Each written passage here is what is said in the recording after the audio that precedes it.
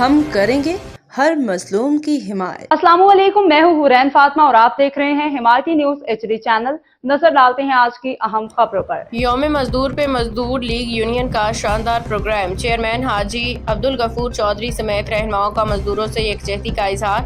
Report Shabbir Abro, روزنامہ حمایتی news. یکم مئی یوم مزدور کے موقع پہ مزدور لیگ یونین کے زیر اہتمام پروقار پروگرام منعقد کیا گیا، جس میں مزدوروں کے حقوق ان کے ساتھ مکمل یکجہتی کا اظہار کیا گیا۔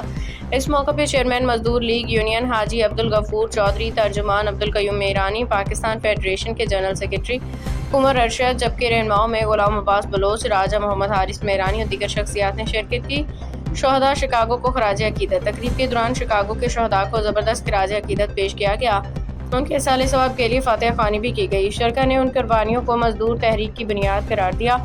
مزدور رہنماؤں کے خیالات۔ مقررین نے اپنے خطاب میں کہا کہ یوم مزدور اس بات کا ثبوت ہے کہ محنت کش اپنے حقوق کے لیے آواز بلند کرنا جانتے ہیں اور وہ کسی کے دباؤ یا شکنجے میں آنے والے نہیں۔ ترجمان عبدالقیوم میرانی نے کہا کہ مزدور بھائی ایک طاقت ہے، اگر مزدور متحد ہو جائیں تو وہ چٹانوں کو بھی ریزہ ریزہ کر سکتے ہیں۔ مزدور وہ قوت ہے جو کسی بھی نظام کو بدلنے کی صلاحیت رکھتے ہیں۔